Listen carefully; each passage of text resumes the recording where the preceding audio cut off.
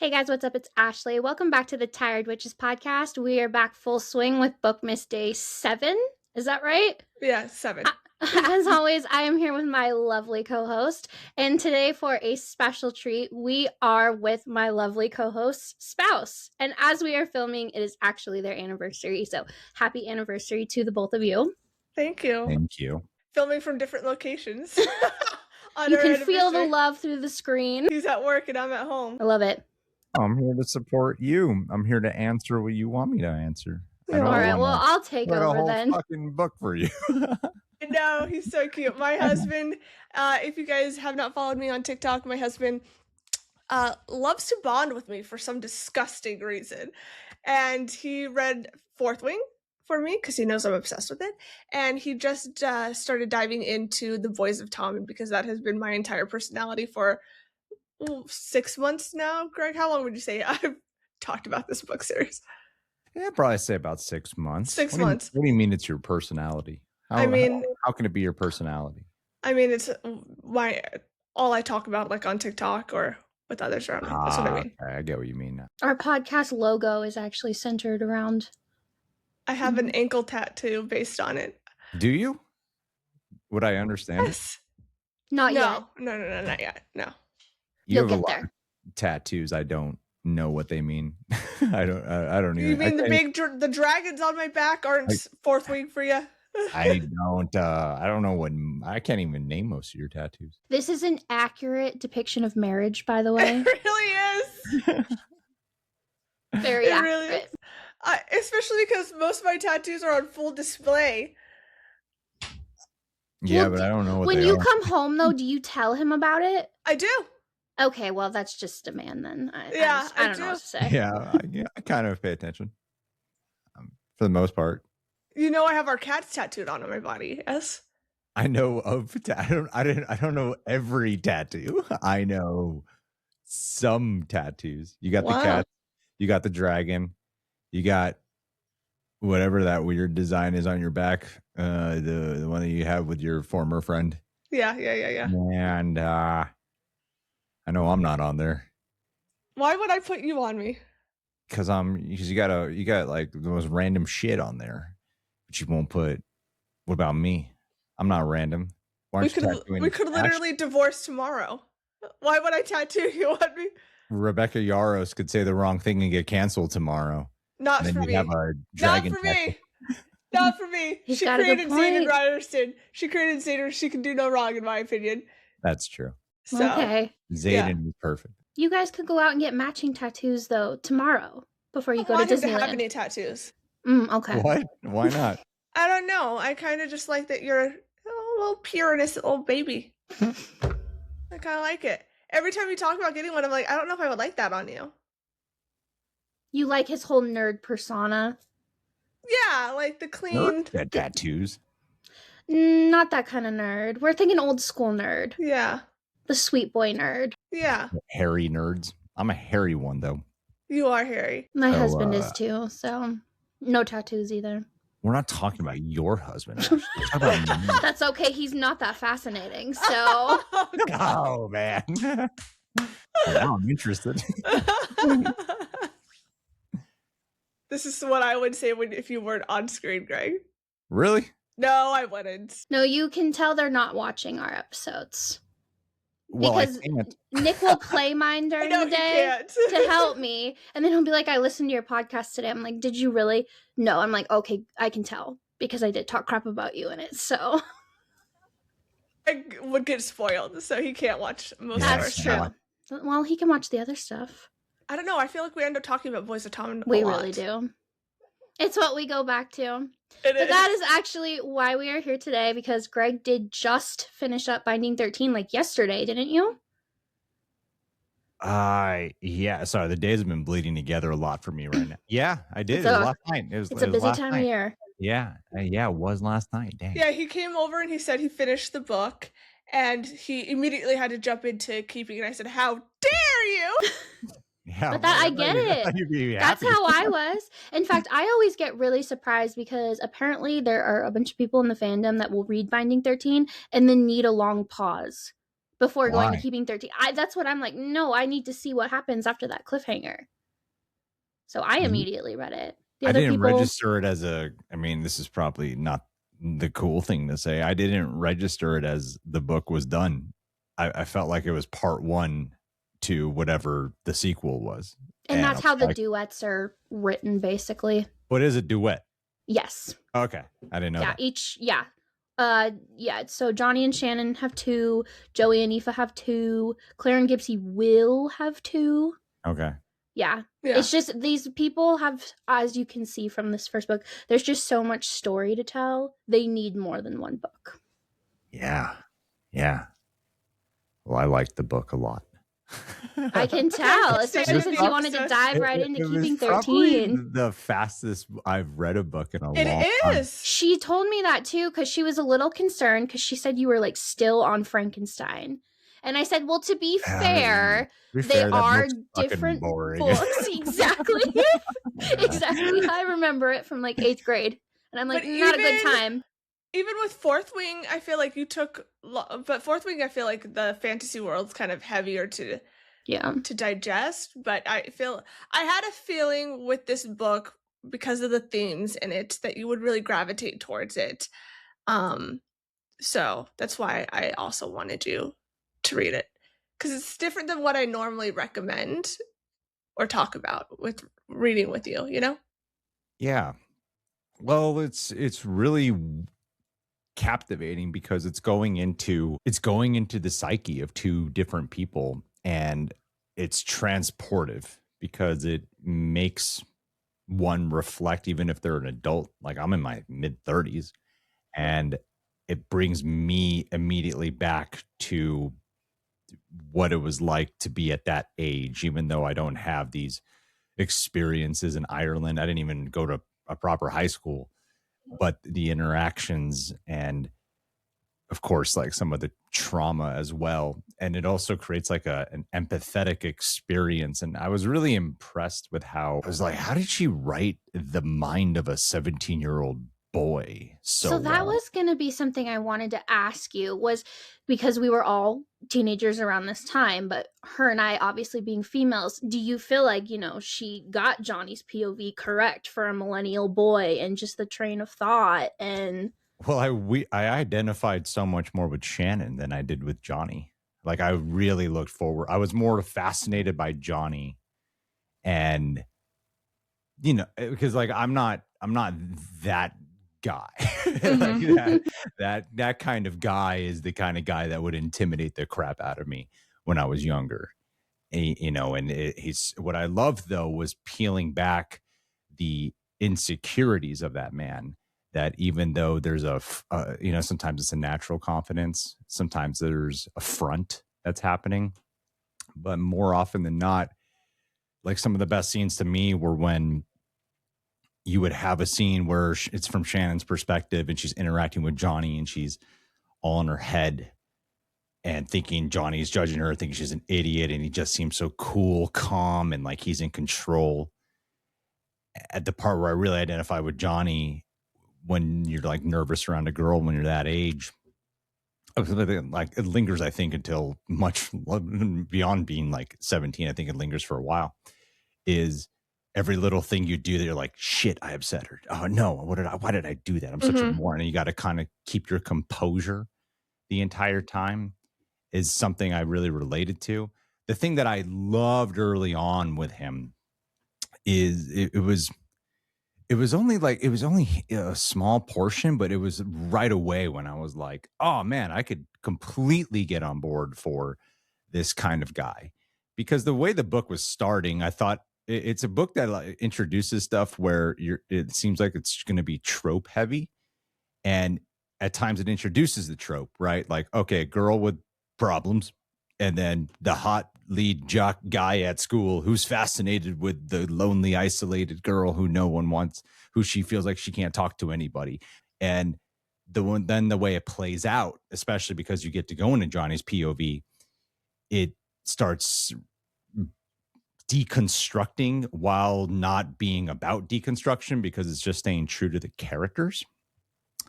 So the part with Johnny that I thought was really relatable is the fact that he had an injured genitals. I'm trying to watch my words because I know how sensitive YouTube could be. And most guys have had something happen at some point. I've never had something like to the extent, of course, of what he was enduring. But I've had that awkward, the part in the book where he says early on about how he had to go with his mom and she had to like see it all. Like, oh, I had an experience like that when I was 15 and it was so awkward and you don't really want to talk about it. It's like I was telling Olivia the other day when we were at some event, like it's awkward enough when you see like sex on screen with, people if you're watching a show or movie. And even to this day, if like, oh, my mom's in the room and these characters are having sex on TV, I'm like, I didn't even want to watch makeout scenes with my parents in the room. So I totally get it. Yeah. So that made him instantly relatable. That's what I loved about it, because he's hiding this thing, but so much insecurity comes from that. And when you're, like so much validation can come from,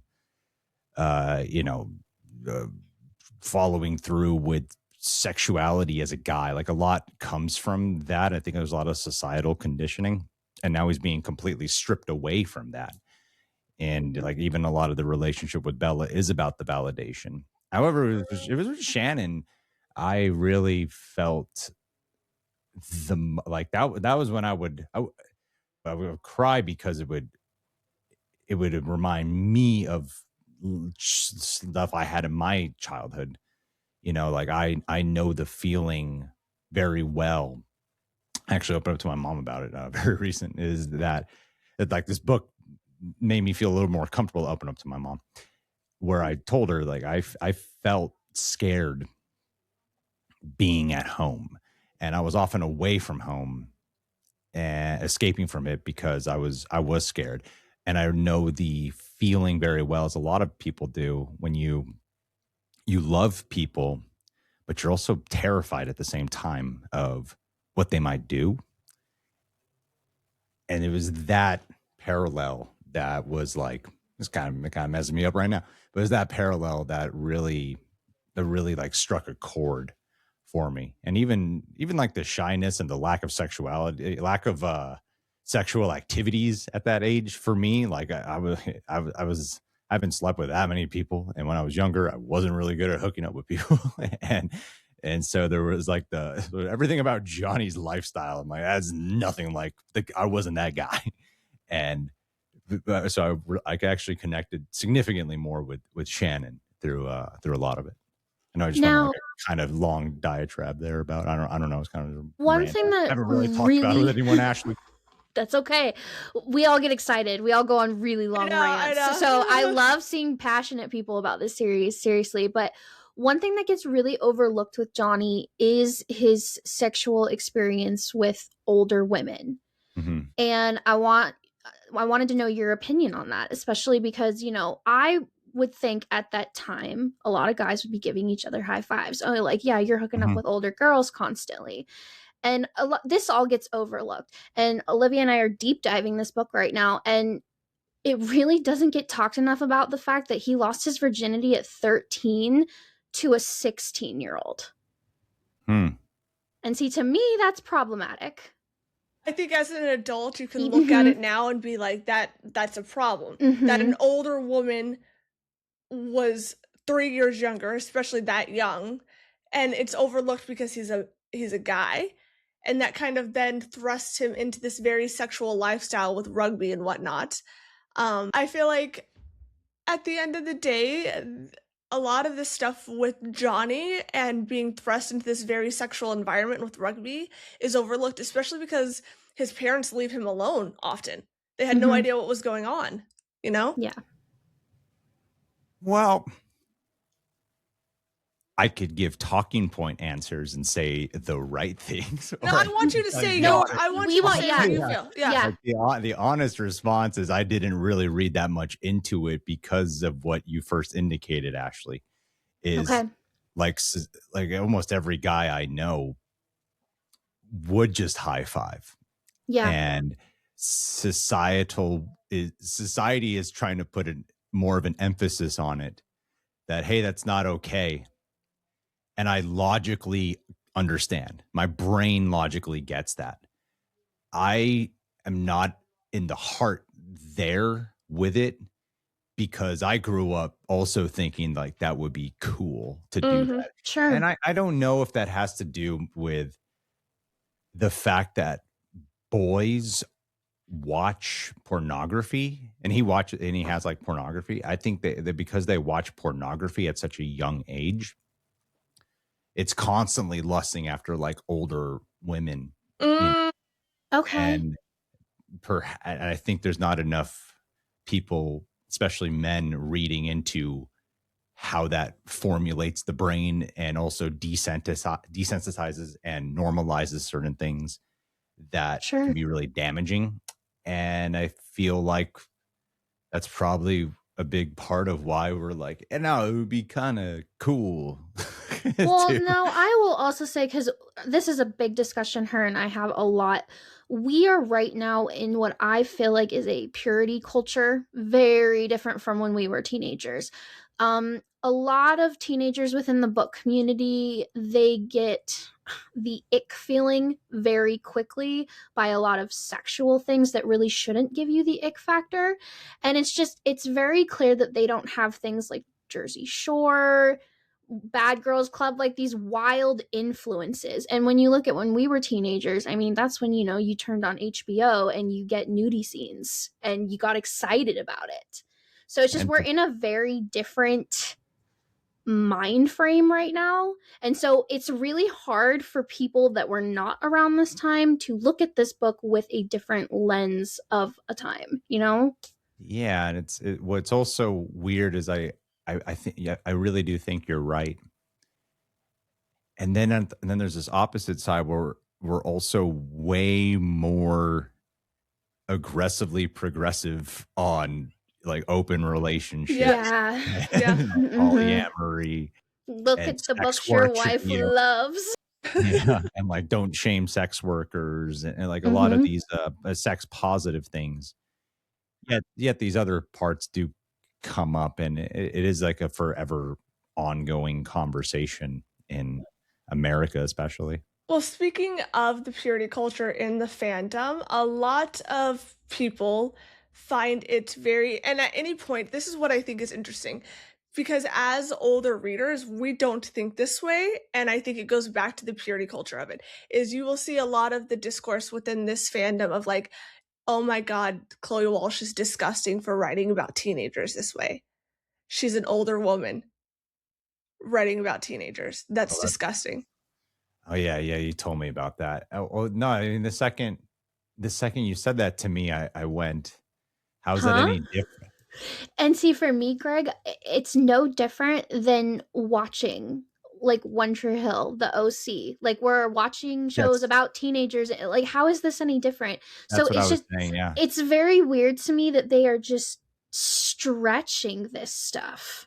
Well, yeah, like, I grew up and there was like the sex comedies usually were with younger, like American Pie, Super Bad, where it is about trying to get laid.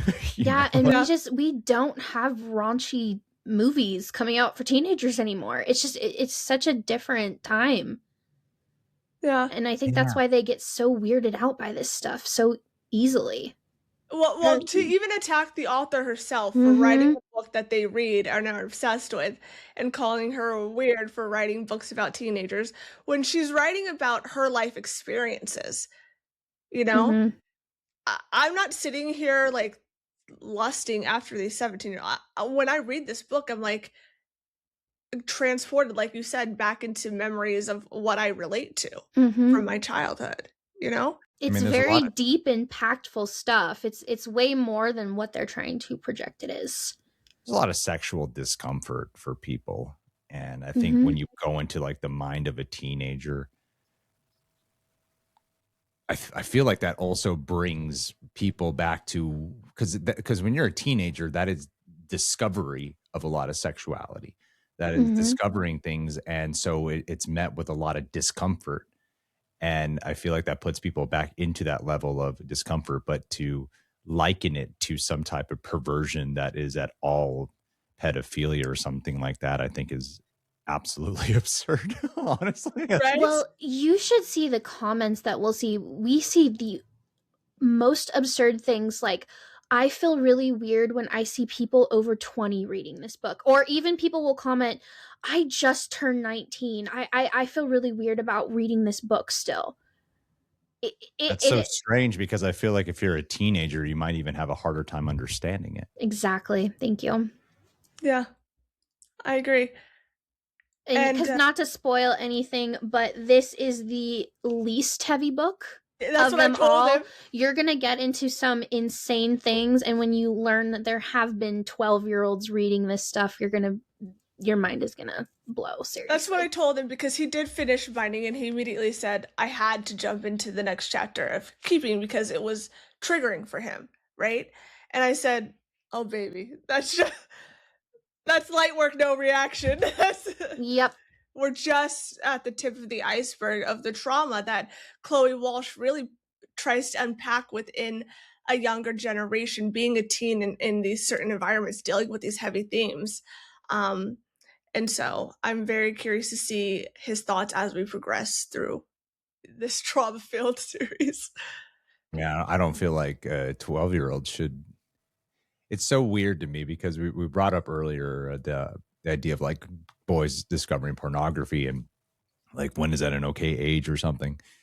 And it's strange, because like, well, a lot of 12-year-olds now are probably, I don't know, I don't look into this, it's just a safe assumption to make. I think they have phones now where they can just access this stuff. Mhm. Before, it was like, oh, I found my uncle's magazine or some shit, or that you had to like go Right. digging to find it. You had to be really it's good very at it. easy. Yeah, And so I have a 15-year-old boy and a 10-year-old girl, so it's very scary trying to monitor all of this stuff. But I don't know how much Olivia has told you about like the back drama of all of this, but a lot of this has to do with the publishers and a very really? wrong choice that they Oh, made. about making a young adult when it should have Mhm. been. Yeah, she I told me. mean, these were literally on the shelf next to Percy Jackson. That's a problem. I would see TikToks of middle school teachers that were trying to stock their English classrooms, and they would be like, hey, I just picked this up, I'm putting this in my classroom, and the comments are like, do not do that. This is no, this is not for 6th graders, 7th grade. Like, it's ridiculous. And so they made it really easy for them to grab and find. So weird. It's like It's wild. Especially because like so much in the book, when Johnny is talking with his mom and she's trying to be open and upfront and have a dialogue. And the other part that I thought was interesting is how comfortable he was with his dad too, with talking about stuff. Like right when he wakes up, he's just asked him to like look and check out, and when he's in the bed. And of course, but he's like talking with his dad about, I mean, again, he's like, high. Yeah, but there seems to be a thing in the way the discussion was going. He trusts his dad, and that he would still talk to his dad about this in a way, even if he wasn't all high. At least that's part of how the rapport sounded. Yeah. And it like they call it like having the talk with your teenager. I never had the talk. I didn't have something like that. And I think we are so uncomfortable to have these discussions. Even now, it's like my husband didn't have the talk either, and he became a father at 17. So it is important to have these talks. Your kids, if you have these talks with them, they will be more open with you. And like I said, I have a 15-year-old son, and he flat out told me when he dumped his girlfriend. He told me when he got with her, like all of that. So let's go into the parents and the differences between the obvious differences, however, some similarities in the way they parent their children. With Edel. Well, yeah, because like for one big example, we got back-to-back chapters of the newspaper reaction. Correct. And we saw very different reactions of how those parents reacted to seeing their child photographed with someone of the opposite sex. Yeah. And my question to you is, I know that you grew up, it's so very interesting talking about these books with you because we view things through different lenses. Like when it comes to Marie, I find her very manipulative and narcissistic. And however, you grew up with a Marie in the sense that your mom was the main provider in the household and your dad did not work. Yeah. But however, your dad was the rageful and you were fearful. So you basically were Shannon. And so you viewed Marie very differently than how I did. Yeah, I mean, I'll clarify. Like my dad wasn't just on a whim, like whooping my ass, like like that. Like I don't want people to think that. But yeah, in terms of like having a rageful, like rage seems to be a genetic thing in our family, and it's like the rageaholic term is a very real thing, which is its own kind of nightmare experience, because when someone, like even in the book, Shannon's dad is a drunk. And the only way I can liken what it's like living with a rageaholic is what I've heard about having a drunk parent who resorts to rage when they're drunk. But when you don't, what happens when you don't need a bottle and you just like, you don't know when you just never know. And that's why I was scared, because it was like on the daily and you just never knew when it would happen. It could happen while you're asleep in the middle of the night. And as I was clarifying that, I totally forgot your actual question, babe. What did you say? What was the actual question? Talking about how you viewed Marie as a mom, because she's very similar to your mom. Yes. And I don't know what culture is like from, I imagine it's similar, because I think the through line between an Irish culture and a Filipino culture, my dad's Italian, my mom's Filipino, but I think the through line is they're both Catholic. There's a lot of like heavy Catholicism, which means a lot of like unyielding loyalty, and that's sort of ingrained to be that loyal. Like, so sometimes it's just culture of the race or something like that that is common. But to me, I feel like religion probably factors in a little bit. But yeah, my mom was the one who provided, worked all day, and I would be there like a Joey, being like, I wish you guys wouldn't, like when people would get divorced and they'd be sad about their parents getting divorced, I would be there like, I feel like I would be a little bit all right if you guys actually got divorced. I think it would be okay. And it's when it comes to like the minimizing and the justifying, it's like the minimizing is probably like one of the harshest parts about it too. When you try to talk about, like even right now, I'm a little uncomfortable talking about it because I'm imagining like my family hearing this. And when it was, now I can talk, apparently I can a little bit more. Yeah, like to me, the big part of it that was difficult to visit is the thought, is the memories that it would draw of feeling like for some reason we have to hide, keep secrets, protect at all costs, no matter what, even if it felt like there was a lot of danger happening. And that part, like and you know, because I've been on the end where with a phone call or something where I don't know what difficulties that would like financially present or any of these other things when I was like trying to confront this stuff or making certain calls that perhaps I shouldn't have, or feeling bad about it when I was trying to prevent or stop things. But that was a very real thing. What this is the first time I'm like really talking about it, so it's a little bit, I'm trying to find my words here, is that her, because early on in the book when she does take her to there, and I wasn't really registering how at least she's doing something, like at least she's providing, and doesn't seem like she's getting the credit for that. But really, like there was a danger to the man in the household, and to not shield your kids away from that at all costs.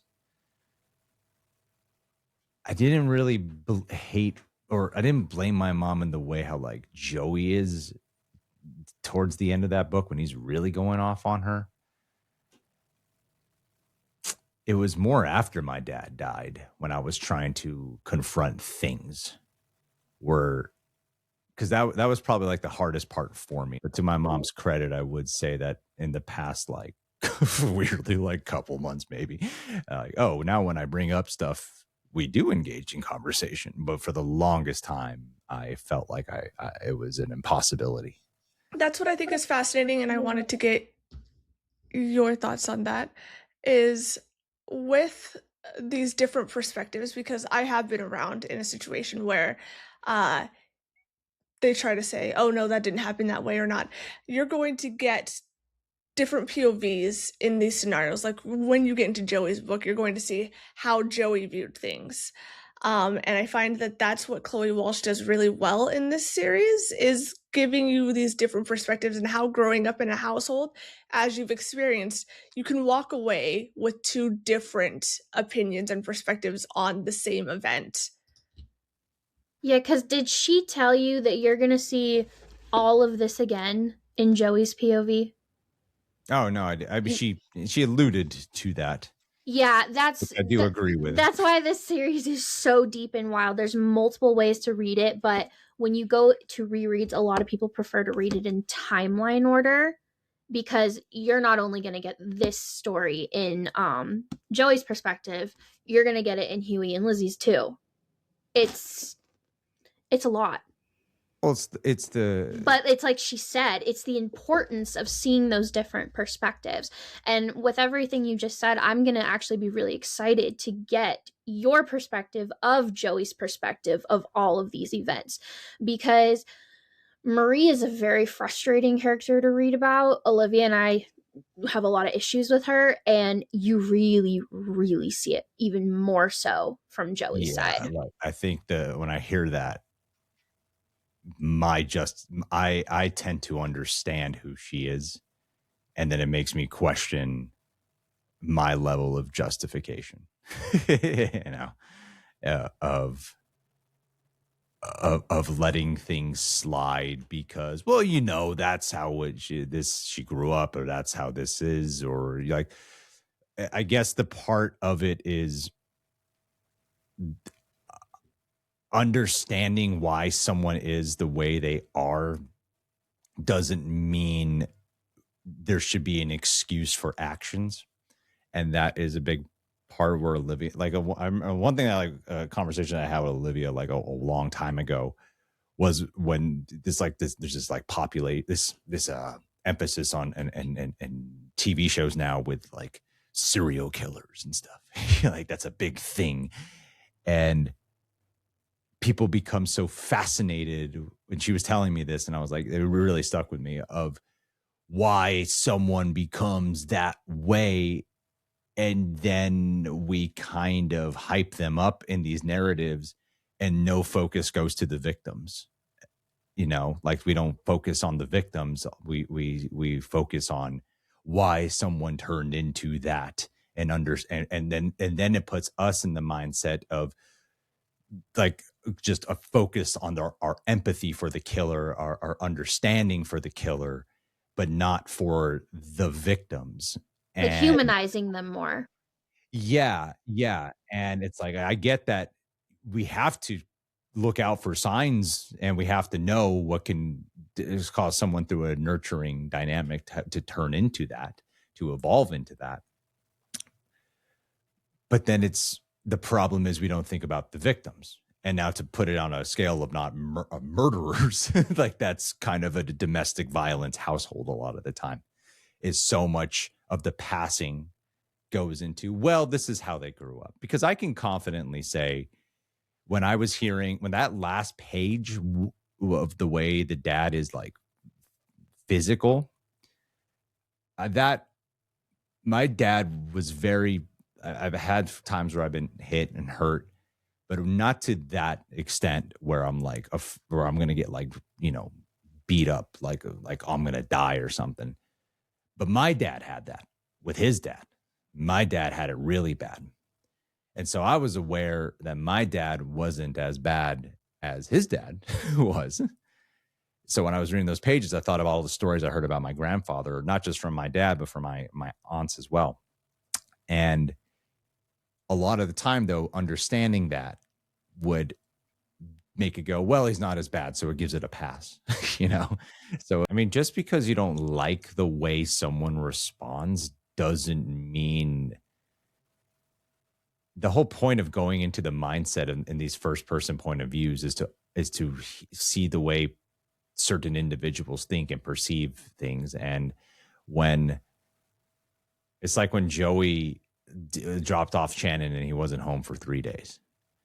Like, that's something that I'm sure people would be like, why the fuck would you leave your sister? You know, of course, I'm not happy about it. Like, when I'm reading it, I'm like, your sister needs protection. But I think the thing where people often go wrong is when they go, I wouldn't do that. I couldn't imagine. Well, I'm like, well, it's not you. it's this person. And that's the whole point, is to understand that. And the people who go, I wouldn't do that, I'm like, I'm sure that person who's saying that has said and done things that probably are not really good, are probably not great. And it's weird because it's these flaws that make a person a person. That's what makes a good character. That's what makes a compelling character, is flaws. And to place our own like, here's how I would handle something onto them. Well, Olivia and I are both we gravitate towards the what do you want to refer to them, Liv? Not the hostile female character, but I could tend to gravitate towards more the complex female. Complex, that's what it is. Because Olivia and I, we both instantly gravitated to Lizzie in book 1. I first read it 3 years ago. She was about 6 or 7 months ago. But Lizzie right away was a character like, there's something more going on here, and I need to know what it is. Well, here, this is what I'm going to do, because, I mean, this is not a spoiler, but there are, we in the fandom refer to them as Core 10. I'm going to give you each character's name, and I want you to just give me one word on your first impression of them from this book. So, Shannon. Heartbroken. Johnny. Confident. Joey. Protector. Aoife. Protector. Gibbsy. Loyal. Claire.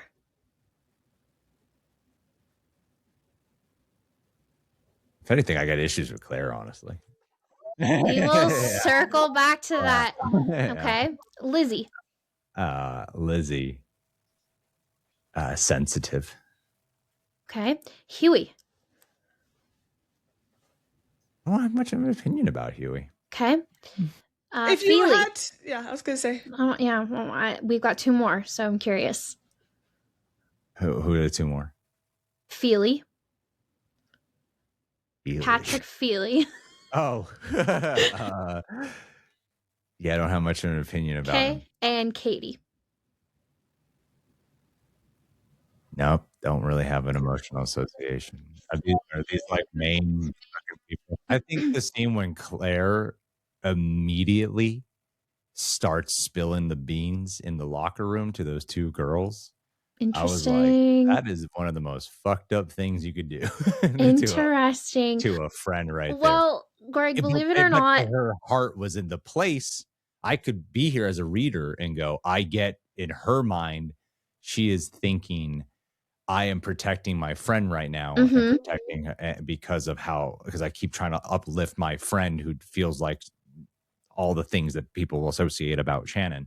So she's trying to counteract that image and be like, well, actually, da-da-da.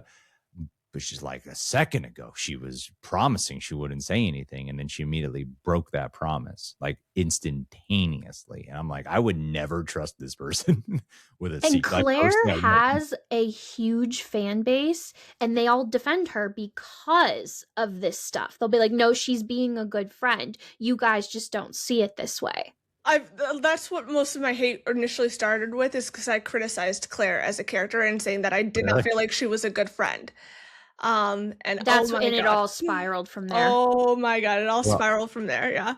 I don't think it's black and white. Of course, she has so many things that are a great friend. At least in this one book, I haven't read the others, but at least in this one book, she she is a friend. Like I feel like why Shannon can feel safe with her Mm-hmm. when opening up. It's that kind of thing though, where I would look out for some signs though, and you create some boundaries. That's where I'm more like I would create some real boundaries of, wow, you can't really get this person to keep a promise. And I've described Claire as like an overexcited puppy. And Yeah. a lot of people too will compare her. I see her as the female version of Johnny. Everybody calls him the bulldozer. She's a bulldozer too. She likes to insert herself and take control, even though she has good intentions. And that's why it creates a lot of discrepancy. And then, of course, this fandom loves to throw misogyny. They love to say that we're all misogynistic boy moms because we hate Claire. It's scary out there, Greg. It's really scary. Hey, with just reading, are you guys saying like these are your minority? These opinions are the minority? Like this is, or is it a small? Is it a minority that gets very passionate? And I think it's a minority that's very loud. Okay, yeah. Yes. When you say the fandom, I'm like, oh, is this the fandom, or is it I think the problem with it is they are very loud, and so therefore that toxicity is very prevalent because of how loud they have it in their head that if you trash talk a fictional character, it gives them the right to then trash talk you, a real person. And then when you go, well, you're trash talking me, a real person. Yeah, but it's okay because you talked bad about this character. That's literally what her and I have been dealing with for 6 months. And I don't ever really talk bad about the characters. I've criticized their behavior. Their actions. Yes. Which I think is valid. That's the whole point of reading these books critically, right? Mm-hmm. It's weird because it's like a testament to how good the book is. Well, and the comments I will see is you guys just hate Claire because she's sunshine. No. Just because Claire is sunshine and happy doesn't mean that we don't get to dissect her behavior. Yes, no one's flawless. Exactly. Yeah. And Greg, that's a problem in this fandom, is a lot of people view a lot of characters as flawless, characters that we don't have any information on. Yeah. I will just give you this tidbit here. No, don't mention anything because I don't want to give any bias. I don't want to put any bias on him, especially going into any future books. I really want to keep him. Well, no, this wasn't going to be that. I was just going to say that it's very interesting that you said, like, Hughie, you have nothing on him, Katie, nothing on these characters, because we have this side of the fan base that their whole narrative is, no, these characters are the unsung heroes of Binding 13. And so that's why I wanted your perspective, who just freshly read this, has had nothing, he does not scroll TikToks on this, does not see edits at all. And so you, an adult, say, well, I don't know anything really on these characters. And that was my opinion when I first read it too. But there is an entire group of young people that think, no, these are the stars of the show. There's no, at least to me, there hasn't been presented an exclusive quality or trait that other people already don't have. It's like Hughie seems, from the limited observation, like a loyal friend who would help protect Johnny. And I'm like, yeah, that's Gibbsy, but Gibbsy's so much more fleshed out and more of a personality and seems to go even further in that quality than Hughie. So like, I don't really think much about And that's Hughie. how Gibbsy is to Johnny, that's their perspective. Yeah. So I don't think, so far they don't have anything that is like, that is them. Well, and that's my whole thing is I really think Chloe does a great job where the couple's book focuses on the couple. And if you take out of it that it focuses more on these side characters being the real stars, that's weird to me. Because they went back after reading the books when they were stars? Well, they're not even stars right now. However, I do want to transition a little bit. Walking out of this, who would you say your favorite side characters are? It's easy. Gibbsy and Joey. Gibbsy and Joey. Yeah, King Joey. Joey was my favorite character after reading Binding 13. I mean, he's a pretty close main character, but he's definitely a supporting character. Yeah, he just we feel a lot of things for Joey Lynch around here. Yeah. Now walking also away, do you have any prediction for any future relationships that we may see in the series? Well, the one thing I've heard forever is Hughie and Lizzie. Like, that's what I've just heard. Did you see any of that foreshadowing at all? No, not a single okay. moment. In fact, I was like, I've heard the names Hughie and Lizzie for so fucking long that I was like, I thought Hughie would be more of a presence this time around. That's okay. I think you'll change your opinion after keeping 13. Definitely. Yes. So I'm really excited to hear your thoughts after that. Now, what are your thoughts and predictions for what is going to happen next? Like, where, we know you just finished Binding 13. We know there was that whole thing in the kitchen and everything. What do you think is going to happen next? I have one incident that I think will happen, but what to go back to the very beginning of this of what I was saying is that it's so good at not just defying tropes, but also defying plot structure. The way I think how this will play out. I'll give an example. I hadn't read a book in a very years. And then I read Fourth Wing, and then within a couple pages, I was like, this is the twist, right? And then she told me about that earlier. It was like the last page, because I know structure. I know plot very well. And so I was like, I can predict. It was like, this just really seems like this is the thing. And apparently that was like the big moment. Whereas for this, I wasn't like, it'll end with her like almost dying by the hands of her father for sure. Like I never thought that. And the story does a really good job at making you think like, oh, it's going to play out. Like their big confession of feelings is on a bus with each other. Like it is not, it defies what a typical story would do. So the one thing that I feel like has to be acknowledged is the betrayal of trust of, like, it hasn't really been brought up, so I don't really know if it'll even come back, is how he got a portfolio of private information on her, went behind her back and learned all these things and had all this information that he could use in a way to... Manipulation is such a black and white word. However, you do try to steer a dialogue to get information and say the thing that you know is happening. And then because you know the details, so you are kind of, it is treacherous waters to me to do such a thing and to not let her know that this whole time. So I feel like there'll be a confrontation on that. And I think that's important to confront that. That's one thing where I'm like, if you don't confront this at all, I don't know how that confrontation would go down. I could see Shannon not giving a shit, honestly, and being okay with that. There's some people might read that as you really cared about me. Like some people might have a weird interpretation. But I think that's the one thing I think that needs to be confronted, like the dad isn't having your cliche. I thought like because I only read the first chapter of the second one. When there's like one little line when the dad says, "Shannon, I didn't mean to." And I thought, oh, are we going to do the whole reformation thing with the dad right now?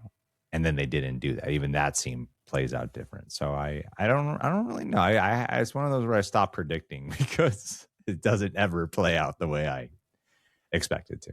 I'm excited to get your perspective on all of that because it's crazy. And like I said, I really think you're going to start to see a lot more of these core 10 characters putting their footing in keeping 13. Now, with that, I do want to kind of end with, I think it's an important question, because do you feel, obviously I am very much a certain type of girl, and I clearly have my favorite characters. You are well aware of who they are. As you know, I don't stop talking about them. I have a tattoo dedicated to one of them, for God's sake, that you don't know. But do you feel that any of my opinions ever influence you when you are reading this series? No, you're very considerate of that. Because early on, I had like a defense for the mom before more unraveled about her. And then you just dialogued with me about it. And we kind of deconstructed like, oh, well, maybe I'm associating this because of my relationship with my mom. And maybe you're responding this way because of your relationship with your mom. But you never try to tell me how to feel about it, at least with this book. Everything else, you're like, no, this is what you should think. Well, that's because I control your life in every other aspect. Yeah. No, but it's so important to have these conversations because the different perspectives of us matter. I mean, there is one character that Olivia and we kind of debate a little bit about because their actions just kind of piss off the fandom, and Olivia has a little bit more slack for them, whereas I see it a different way. Don't say that word. It's not slack. It's okay. I have more nuance with it because I can see it from different perspectives. And I take it personally because of things that happen to me. So that's, once again, goes back to what you guys were saying about the parents, and we all see things. You're talking about the coach. No. Yeah, coach. No, we're talking about Darren. Darren, the older brother. The older brother. Which you were going to. He's going to be very prevalent. I think he'll come back in like the next. You said you're 2 chapters into Keeping 13. I'm on the 2nd chapter, but I haven't read a word from. Okay, yeah, he's coming back right now, so it'll be interesting to get your take on Darren as well. There he is. We'll talk about it, but Ashley and I have had conversations about it, and I just think it comes from a nuanced standpoint. I don't ever try to tell Ashley her opinion's wrong. I'm just saying I see it in a different way. I think that's why I don't like the word slack, because I'm not giving him slack. I think I can see his perspective better, because the parentification of children is something that is often overlooked. And I feel like everyone overlooks what that type of trauma does to a child. And even with Joey, you mentioned the scene with Joey and him leaving for 3 days. At a certain point, people were upset with that, but he is dealing with his own trauma, and he was put in this impossible situation of having to parent children that were not his children and giving up his own childhood for that. At what point do you then come into a self-preservation instinct? And why would you shame a teenager for going into that self-preservation instinct of being like, no, I need to put myself first, Well, people make a lot of choices emotionally, not logically. I think anyone can on a really micro scale, make their choices with emotion.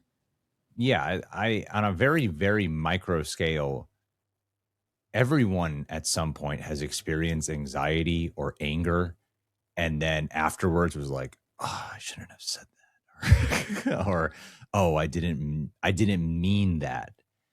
Like it is so, or we make a too impulsive of a decision out of fear or anxiety or something like that. So imagine if you're someone with trauma and you're being flooded with these thoughts, like it's literally flooding your brain and heart. You might not make the logical decision. You might not think clearly. People get stressed and they don't think clearly. A lot of people feel like, I'm talking like I'm using much smaller emotions because these people are dealing with much bigger emotions. And so if we make these kind of not some wise choices while feeling smaller emotions, imagine when you're feeling these big emotions.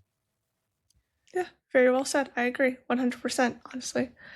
So, okay, any closing questions, Ashley, before we wrap this up? Because I need my husband to come home.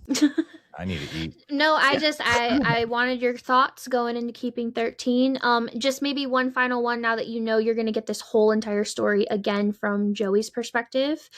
Do you have any theories on Joey and Aoife and anything that'll come out of their story and their tropes or whatever?